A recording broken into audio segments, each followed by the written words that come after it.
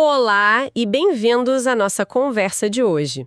A gente vai mergulhar num mundo que, à primeira vista, parece ser só de números, de planilhas. Totalmente. Mas que, na verdade, é a base de toda a confiança no mercado, a auditoria independente no Brasil. A gente sempre ouve falar, mas a pergunta que fica é: o que um auditor realmente faz?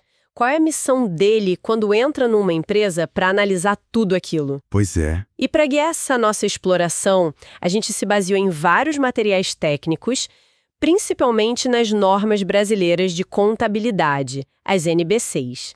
O nosso foco hoje vai ser na norma mãe da coisa toda, a NBC-TA 200, que fala dos objetivos gerais do auditor. A norma principal. Exato. E a nossa missão aqui é tentar ir além daquela ideia de que o auditor é um caçador de erros. É entender o papel fundamental que ele tem na economia. É um papel de guardião, de certa forma. Boa. Então, para começar, o que me pegou logo de cara na NBC-TA 200 foi a declaração da missão. O grande lance da auditoria, o objetivo final, não é sair com uma lupa procurando o problema. A missão é outra. É bem diferente. Aumentar o grau de confiança dos usuários nas demonstrações contábeis. Parece uma frase simples, mas, nossa, ela muda tudo. Muda completamente o jogo. Essa palavra confiança é a viga mestra de tudo. Pensa assim, a opinião do auditor, ela funciona como um selo de credibilidade. Um selo. Isso. Um investidor que está pensando em comprar ações, um banco que vai dar o empréstimo, até um fornecedor que vai vender a prazo. Todos eles precisam de uma base para tomar decisão. Claro. A auditoria oferece essa base. Ela sinaliza que aqueles números, naquilo que é mais importante, refletem a realidade da empresa. Sem essa confiança, o mercado financeiro ele simplesmente não funcionaria. O dinheiro não circularia. Entendi. É como se o auditor fosse um tradutor juramentado da linguagem dos números da empresa para a linguagem da confiança do mercado. Perfeita analogia, é exatamente isso. Mas aí vinha a dúvida que eu acho que todo mundo tem. Se uma empresa foi auditada e o relatório do auditor veio, limpo, sem ressalvas, isso quer dizer que ela é um bom investimento? É uma garantia de que a empresa vai bombar no futuro? Essa é a armadilha em que muita gente cai. E a resposta é um sonoro não. As fontes, especialmente a NBC-TA 200, são claríssimas sobre essa limitação. Então não é uma garantia? De jeito nenhum. A opinião do auditor não assegura a viabilidade futura da entidade, nem a eficiência ou eficácia da administração. O trabalho do auditor é olhar para o retrovisor. Ele diz se a fotografia daquele momento passado está nítida e bem tirada. Ele não tem uma bola de cristal para prever a estrada à frente. Usar essa foto para desenhar um mapa do futuro. Exatamente. E entender esse gap, essa diferença de expectativa, é crucial para usar a auditoria da forma correta. A auditoria te dá segurança sobre o ponto de partida. A decisão de investir, essa sim, é uma aposta no futuro que cabe ao investidor fazer. Ok, ficou bem claro. A missão é dar confiança sobre o passado. Mas quão confiável é essa confiança? A norma usa um termo que, para um leigo como eu, soa quase como um termo jurídico para se proteger, sabe? Sei qual é. O objetivo é obter asseguração razoável de que os números estão corretos. Razoável. Por que não segurança absoluta? Isso não soa meio, como uma desculpa se algo der errado? Parece, né? Mas não é. Asseguração razoável é, na verdade, um conceito técnico muito honesto. Honesto como? Significa um nível de segurança altíssimo, muito robusto, mas que reconhece que 100% de certeza é impossível. E o motivo para isso está no que a norma chama de limitações inerentes da auditoria. Limitações inerentes. O que seriam essas barreiras naturais do trabalho? São vários fatores. O primeiro é a natureza da evidência. A maior parte das provas que um auditor coleta é persuasiva e não conclusiva. Qual a diferença? É como num julgamento. Você tem um conjunto de fortes indícios que apontam para uma conclusão, mas raramente uma prova matemática irrefutável, sabe? Entendi. Segundo, e este é o mais difícil, existe o fator humano da fraude.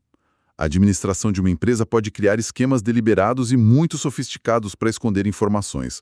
A fraude é desenhada para não ser encontrada. E imagino que tenha a questão prática também. Uma empresa gigante deve ter milhões de transações por ano. É impossível checar tudo uma por uma. Exato. E essa é a terceira grande limitação. A auditoria precisa ser feita num tempo e com um custo razoáveis.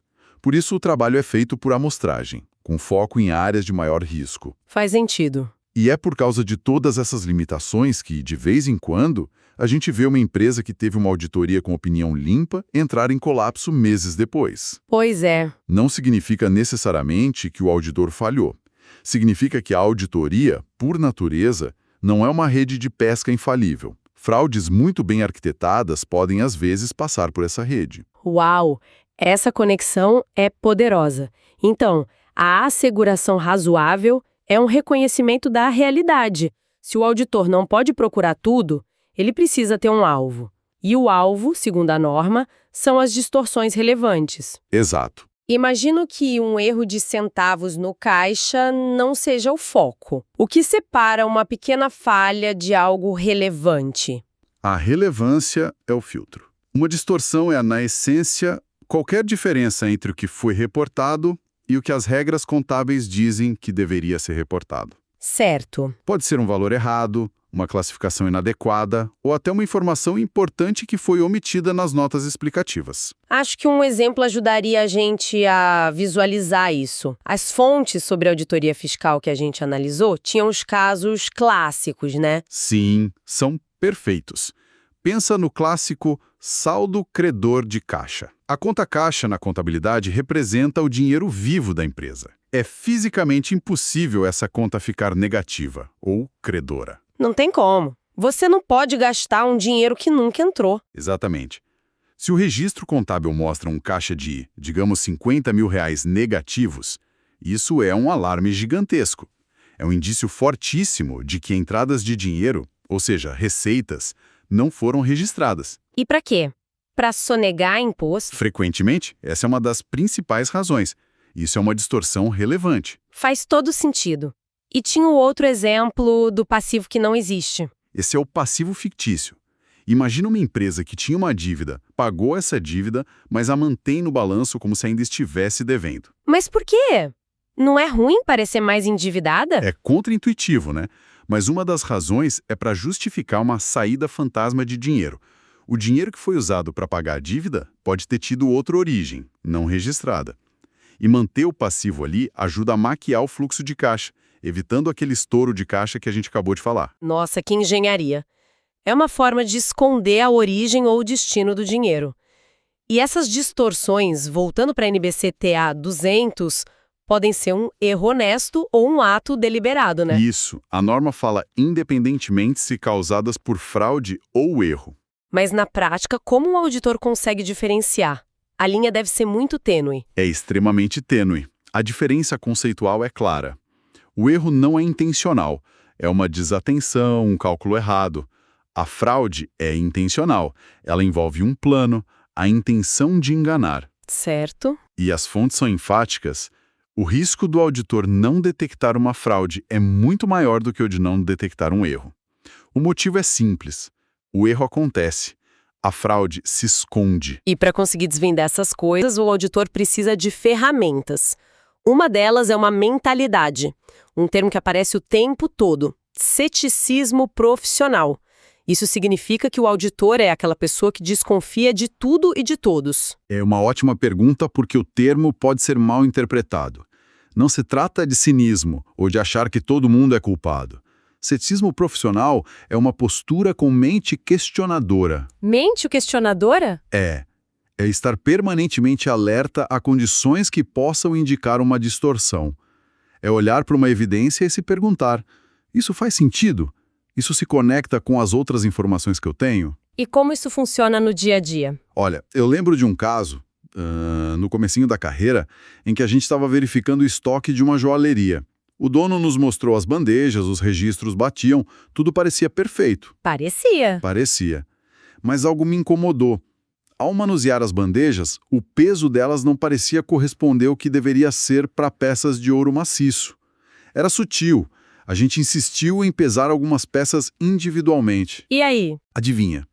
As pedras, em várias delas, eram falsas e o metal não era da pureza declarada. Isso é ceticismo profissional em ação. Não é desconfiar da pessoa, é questionar a evidência. A norma diz que o auditor pode aceitar registros como genuínos. A menos que tenha razão para crer no contrário. Exatamente. O ceticismo é a antena que capta essa razão para crer no contrário. Que história fantástica! Isso ilustra perfeitamente. Então a mentalidade cética é a primeira ferramenta. Mas um sentimento não basta, é preciso de provas. O que nos leva à evidência de auditoria. Isso. O que faz uma evidência ser boa o suficiente para o auditor basear a opinião dele nela? Uma boa evidência precisa ter duas qualidades: suficiência e adequação. Suficiência é sobre a quantidade. Se o auditor vê que o risco de distorção nos estoques é altíssimo, ele vai precisar coletar muito mais evidências do que numa área de baixo risco. A quantidade tem que ser proporcional ao risco. E a adequação? A adequação é sobre a qualidade dessa evidência. E a qualidade depende de duas coisas: relevância e confiabilidade. Relevância é se a evidência de fato testa o que você quer provar. E confiabilidade é de onde ela vem. E tem uma regra para isso? Tem uma regra de ouro. Uma evidência que vem de uma fonte externa independente é quase sempre mais confiável do que uma gerada pela própria empresa. Pode dar um exemplo prático disso? Claro. O procedimento clássico é a confirmação externa, ou circularização. O auditor não pergunta para o gerente financeiro da empresa qual é o saldo no banco. O que ele faz? Ele envia um pedido formal direto para o banco, e o banco responde direto para o auditor, sem passar pela empresa. A chance daquela informação estar manipulada é mínima. Ah, entendi. Agora, compara isso com pedir um relatório de saldo impresso pelo sistema da própria empresa. Percebe a diferença de confiabilidade? Totalmente. Uma é uma prova direta da fonte, a outra é uma informação de segunda mão. Ok, isso tudo desenha um quadro de um trabalho imenso. Quase parece que é o auditor quem está fazendo a contabilidade. Mas não é isso, né? De jeito nenhum. Quem é o responsável original por todos esses números? Essa distinção é talvez a mais importante de todas, e a NBCTA 200 martela muito nesse ponto. A responsabilidade pela elaboração das demonstrações contábeis é inteiramente da administração da empresa. Da administração? Isso, com a supervisão dos responsáveis pela governança, como o Conselho de Administração. A auditoria não tira um pingo dessa responsabilidade. O auditor é o dono da sua opinião, não dos números. E o que essa responsabilidade da administração envolve na prática? Envolve 3 pilares.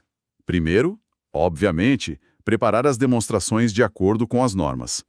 Segundo, e muito importante, criar e manter um sistema de controles internos. A empresa tem que ter seus próprios mecanismos de defesa. Certo. E o terceiro? O terceiro é a base para o nosso trabalho. Fornecer ao auditor acesso irrestrito a todas as informações, registros e pessoas que ele precisar.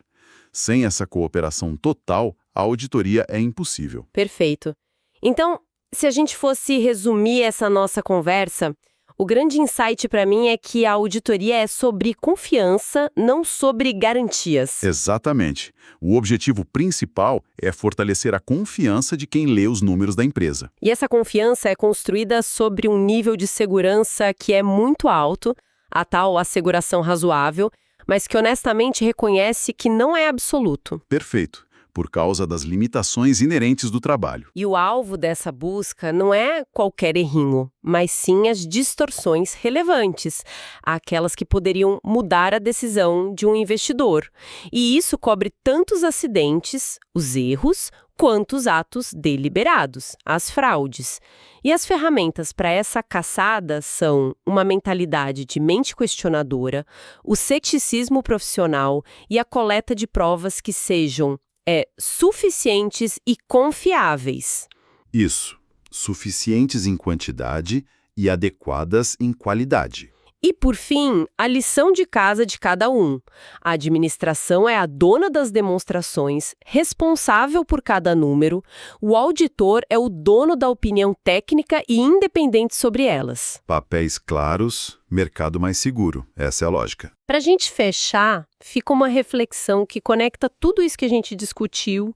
Se o objetivo da auditoria é dar confiança sobre informações do passado e ela explicitamente não prevê o futuro, como nós, como usuários e investidores, podemos usar essa confiança para tomar decisões sobre o que ainda vai acontecer? Qual é o real valor de uma opinião sobre o passado na hora de fazer uma aposta no futuro?